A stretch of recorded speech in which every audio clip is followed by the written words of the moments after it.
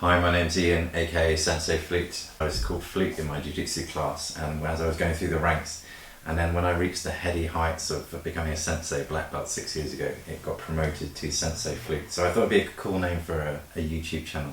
Anyway, I'm mixing my two passions today. I'm helping my kind of musician friends and colleagues, and basically I'm just going to talk you through what we do for the warm-up in our Ju Jitsu session, minus the press-ups and sit-ups. That helps just to warm up the body before practicing a musical instrument. So let's just start with our heads and our necks. So we're just going to look up to the ceiling and down to the floor slowly. Back up to the ceiling,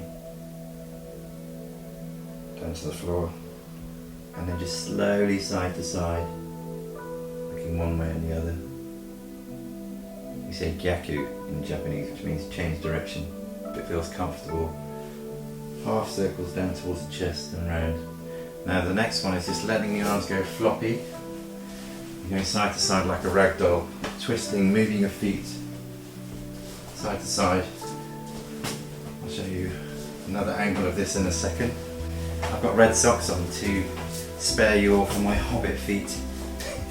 I'll follow you to Mordor, Mr. Frodo. That's my nickname in class as well, another one, it's hobbit feet. And then we're going to just work on the stretching out the arms and shoulders, so just pushing down on the elbow, and then the other side. If you feel more flexible, you can touch your fingers, or try and touch your fingers around the back, and then arms across the chest one way, and then the other.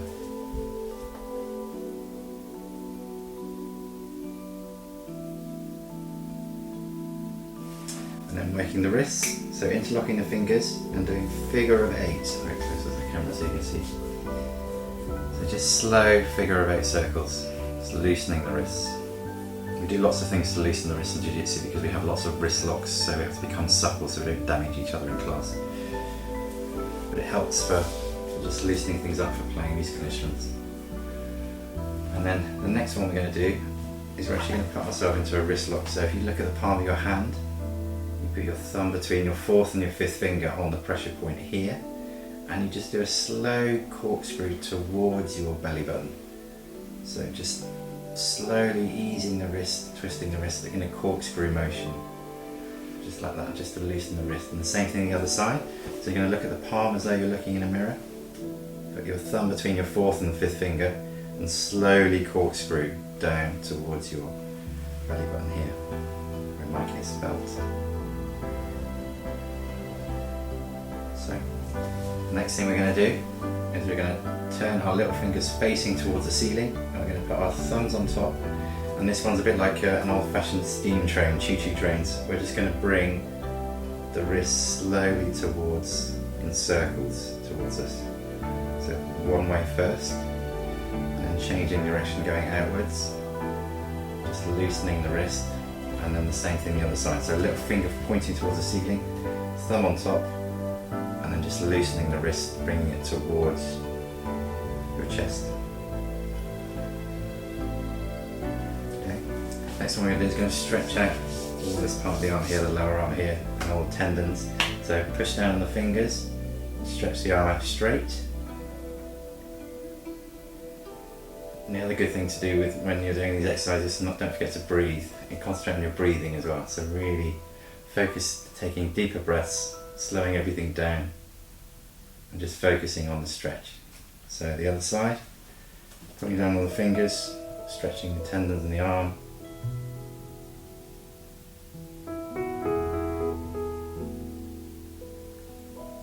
And the next thing we're going to do is just going to loosen up the hips, so you can either do hula hoops with your hands on your hips, depending on how manly you want to look, or put your hands in front, clap, just doing slow circles as though you're doing hula hoops, and then changing direction, going the other way, and back the same way. It's quite fun, just to loosen up the body. Now the next thing we're going to do is we're going to do big stretches, so we're going to cross our feet, interlock our fingers again, move further back, and we're going to inhale, take a breath in and stretch through our nose and get to the top of the stretch, exhale and let your body come down to do a stretch and try and touch your toes.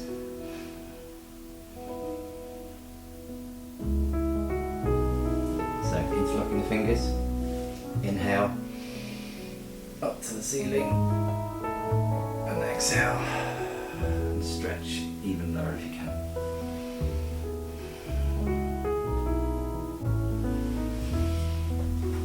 Another nice thing to do is just to loosen the shoulders. So what we're going to do is we're going to go into a hunch and inhale, breathe in, hold it, and then drop and exhale at the same time. Just shake it out, loosen it up. So same thing again, we're going to do it 3 times. So second time, shoulders up, breathe in, exhale, and finally last one. Sorry, I'm not sure. So we're going to do 3. The next thing we're going to do is loosen up the shoulders. So what we're going to do is we're going to breathe in and hunch our shoulders up to the ceiling, and then exhale and then drop at the same time. So second one. And just shake it out. And finally last one.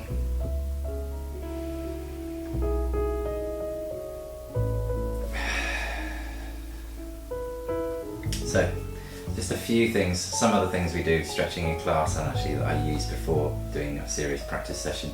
So I hope that was of help, and I hope you check in and see the next video on my YouTube channel. Thanks for taking the time.